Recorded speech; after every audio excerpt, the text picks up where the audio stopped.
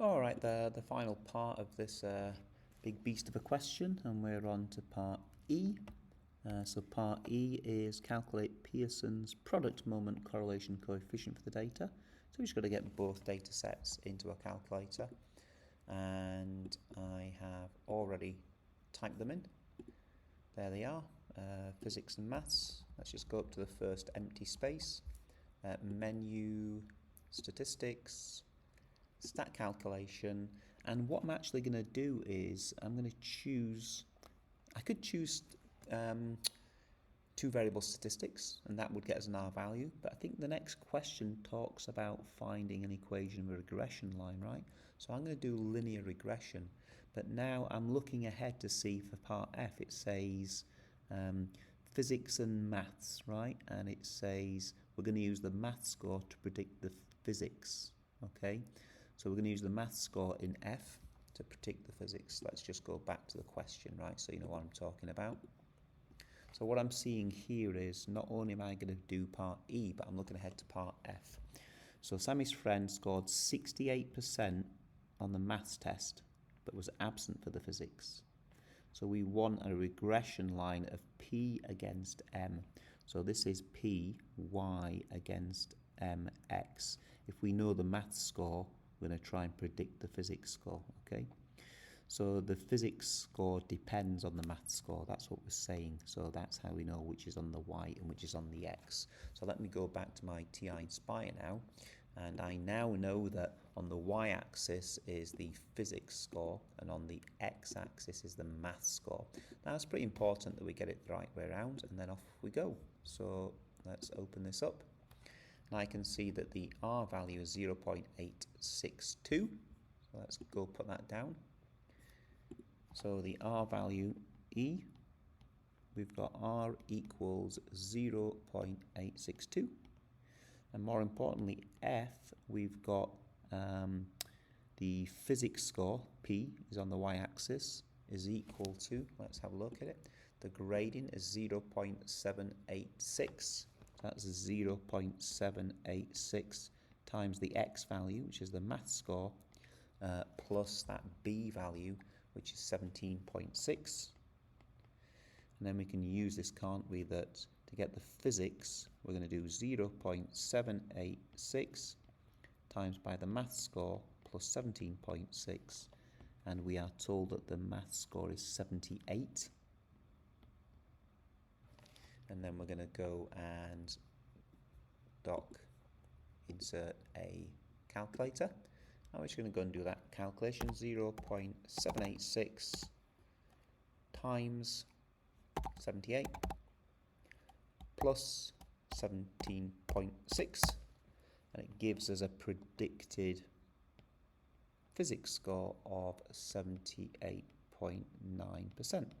all right, and it's quite a reliable prediction because the R value is very strong and positive, right? So it's reliable. That's one measure of reliability. And also, if you think about it, look, the math score is 78. 78 for a math score is already within, the data set that other students have performed at the same sort of level. If we were trying to predict, a math score that was maybe down here, right, less than 20, then it wouldn't be that reliable a prediction. Okay, we know that this rule sort of works well for math scores between 20 and 96. So that's what we have to bear in mind as well. Final bit is G, Spearman's rank correlation coefficient. Now there's an interesting reason why we might go for Spearman's rank. Now Spearman's rank is a little bit more reliable if, one, we've got any outliers, or two, the data doesn't follow a linear pattern. So actually, we've never been told to have a look at the graph here, right? So let's go and do doc, insert data and statistics. This was the math score. This is the physics score. Look. Can you see that this is not looking so great in terms of a linear model. So even though we've used our linear model, watch menu, analyze, regression, linear regression. Look, that's the equation of the line that we got, right? 0.786x plus 17.6. I can go and change the rounding here. Doc settings. Oh, not that one. Menu settings. Okay, display digits. Float 3. Right, that might be easier just to see it. Okay, so you click dock or menu until you find the settings button. Basically, I clicked the dock, but I couldn't see. I can see settings here, right? Document settings, float 3. I could have maybe done it that way, but for this particular, it was easy to go menu settings, and it showed you definitely the display settings for look data and statistics. So that's kind of nice. And you think, is that a good fit? Yeah, well, it kind of is, right? We've got a high R value of 0.862, but I think it's like curved data. So when you have curved data, Spearman's would be a better model, right? Curved data. Linear data, Pearson's is fine. And you might argue, well, this kind of is linear data because this is an outlier, but Spearman's might be a better model. And sure enough, it does ask us to go and find Spearman's rank correlation coefficient. Now, this is a little bit of a challenge. We just have to put ranks onto our scores. Now, it technically doesn't matter which rank you give as 1 and which, is it the highest or the lowest score, but for consistency, I'm going to do the highest physics score is the first rank, right? So that kind of makes sense. So on the top line, let me just get a bit of space here. I'll just delete a few little pieces. Let me just delete this, so I've got some space to work with. And what I'll do is I will put my physics ranks in red. So this is the first, blue then, 2, I think that's a 3. But now look, I've got 4, I've got 5, and I've got 6. Here's 7, here's 8, here's 9, here's 10, here's 11, and here's 12. But you saw, right, that 4, 5, and 6 are all joint, right? They're joint. So we just do 6 plus 5 plus 4 is 15. Divide it by the 3, which is 5. So we give these guys joint ranks, okay? And the joint rank is 5. Now, it sounds a bit weird, but it's just the way the test works. So this is 5, 5, 5, equal 5th, if you like. A little bit weird, but that's just the way it is, right? And then on the maths, first, second, third, fourth, fifth, sixth, seventh, and eighth. And we pause there because 7 and 8 are the same. So 8 plus 7 is 15, and 15 divided by 2 is 7.5. We give these guys both 7.5.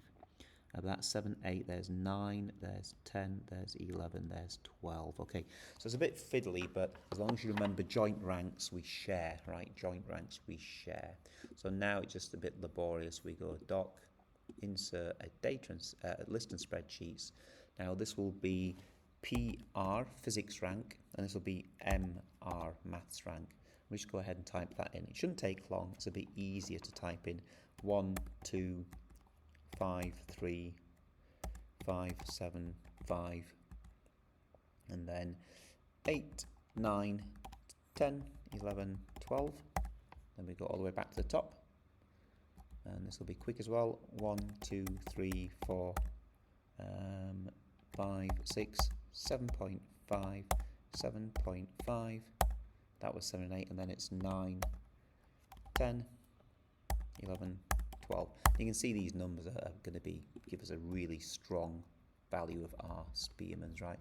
Menu, statistics, stat calc, and I can hit linear regression again, or I can do 2 variable statistics. Let's just go ahead and do 2 variable statistics now, right? Because we're not really needing a line of best fit, but this also gives us the R value. 2 variable statistics. Now this is X and Y, right? It's maths rank, and it doesn't matter which way around, physics rank. Boom. Scroll down, we'll find the R lurking all the way at the bottom, 0.956. Wow, that's pretty significantly bigger, isn't it? 0.956, so the final bit is G, 0.956, and H. Well, Spearman's is less sensitive to outliers, right? It takes account of outliers. Now, if you think about it, it was this guy here, 9, that was the outlier. But notice it was actually just the 12th rank anyway, wasn't it? So the 12th rank here, and so it didn't really matter that it was so far away from the 33.